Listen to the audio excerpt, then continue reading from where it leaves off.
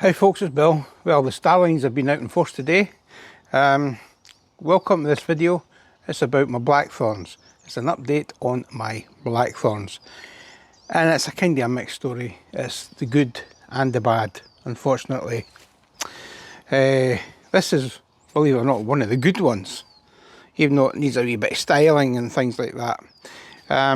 So, to wind the clock back quite quickly, I bought a bunch of bare root blackthorn plants that are planted in the ground down my garden there, and a couple of years later they looked like not much had happened to them. They grew a little bit, some more than others, and after a couple of years I decided I need to dig these up to find out what the heck's going on with the root system, because you've got to keep an eye on things like that when you plant stuff in the ground. So you don't want the roots to go too daft. Well, that's exactly what happened. It's like the roots in most of the blackthorns look like they're trying to reach Timbuktu. And so there was no fine roots, very few fine roots near the base of the plant, and they were all like way at the end of these big long roots, which wasn't very good. So what I did was I collected them all up, and I'll put a picture about here somewhere. I collected them all up, wrapped some wire around them and just punched them together, because I thought I might just do a clump style. So before I planted the bare root plants that I received for the nursery, I cut the taproot off and planted them in a little pot. And they all grew, which is amazing. So what I'm going to do is I'm going to show you the taproot plants first. And I think I just did actually. That there was a taproot there, and this is what come of it. This has been the most vigorous one, and if you actually look there, it's actually got like a little sprout coming up from the soil, and I've tried tugging it, and that looks like a blackthorn plant. Oh, my cat's coming and looking cameras here. So yeah, so there's a wee tail. Hello. Right, so there you go. That's the most vigorous one. This one is also a taproot. This here stops about there, and then you've got this new growth. That's been outside on a bench, and the reason I'm telling you that's quite important coming up. So this one's been sitting outside on a bench, and the bench has had sprinkler system above it, keeping all the other pots on the bench wet. Right, as did that one that I just showed you. This is also another taproot one. Again, sitting on the bench with a little sprinkler, keeping things wet and happy. And so that was 3 sitting on the bench. Now, I've had others sitting outside, but they weren't on the bench under the sprinkler system that I installed in the summer. They were just sitting off in our part of the garden, and they were in pond baskets, and they still are in pond baskets. Hello, little one. So don't knock my camera over. So they still are in pond baskets, but I didn't have them under the sprinkler system like I said there. They were in 11 centimetre square pond baskets, which they dry really quick. And I didn't have much. I'll show you them now. So this is one.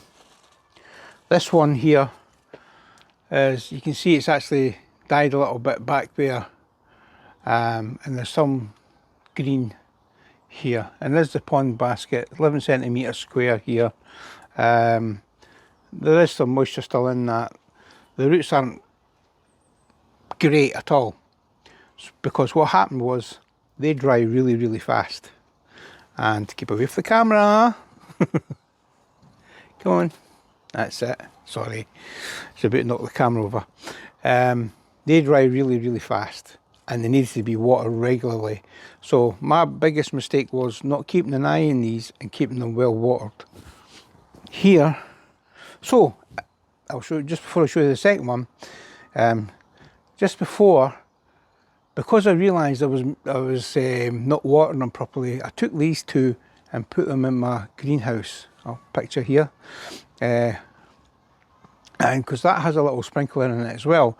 I've got azaleas in there, some cuttings in there, and a strawberry plant and a few other things.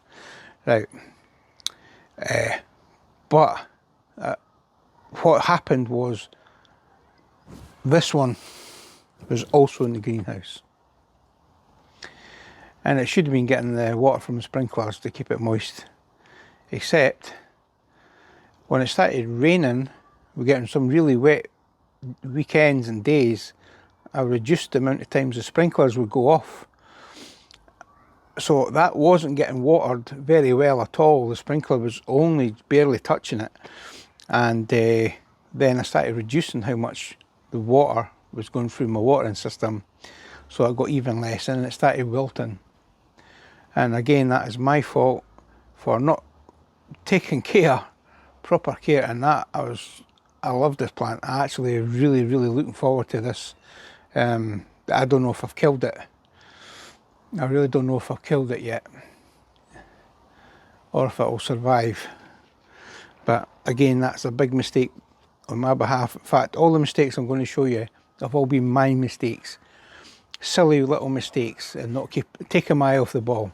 Okay, not watering that properly, not watering this one properly,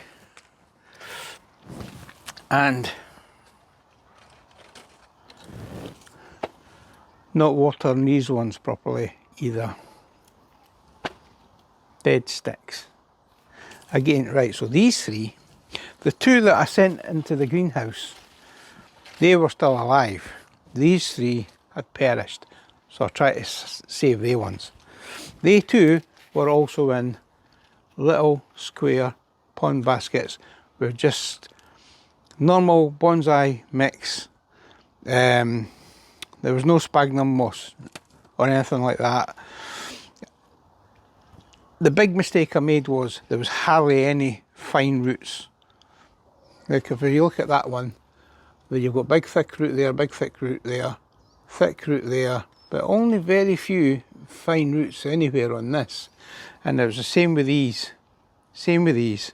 In fact, they're so fine they've just broke off anyway. They were that dry. They just broke off. These ones were grown. Was that a taproot? That looks like a taproot as well, actually. But it's hard to tell. No, maybe they weren't, because it looks like that. No, so they weren't. They were grown in the ground. These were the ones that I took out the ground and clumped together. And then what I'd done was I decided to split them into pots. But unfortunately, there wasn't enough fine roots on them. And they just sat outside. They went under a watering system with a pond basket and a free draining bonsai soil. They just dry too quick. And basically I just didn't do it right. I just should have had maybe sphagnum moss in it, something more, or something in a different pot maybe, that wasn't going to dry out so quick. So that was a mistake that I need to learn from for the future. The reason there's still wire in them is, doesn't matter, does it? They're dead now. So anyway, so that is my update on my Blackthorn. Disasters, absolute failures. Well, these ones are my failures. So I mean, I don't know if a lot of bonsai artists will show you the failures, things I've made mistakes on. So this is why I'm showing you this, is so I can think about what I've done wrong, and so I can correct myself in the future. And if you can relate, or if that gives you a tip, then you know that's going to help someone else as well. So that, these three sticks, really disappointed. I'm disappointed with myself, not looking after them properly.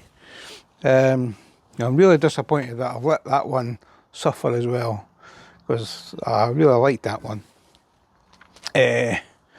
So I mean, I just like I'm hoping this one will do well. I'll just, in the summer, I'll just fix all this up, and I'll maybe change the pots and change the soil and see what I can do better. And with the other three, well, they're just doing okay still. They're doing fine. So that is my update on my Blackthorn. Expelliarmus. Yeah, maybe have other cadaver because these ones are dead. Yep. I killed some blackthorn. Anyway, that's it for this video. Thanks for watching. I hope that you've got something out of it, as well as much as I got something out of it, about talking to myself about my mistakes, so therefore I can think about what I've done wrong and try and do things right the next time. And if it's helped you, then that's fantastic. Give it a thumbs up and subscribe, and I'll see you in the next one. Thanks very much for watching. Bye now.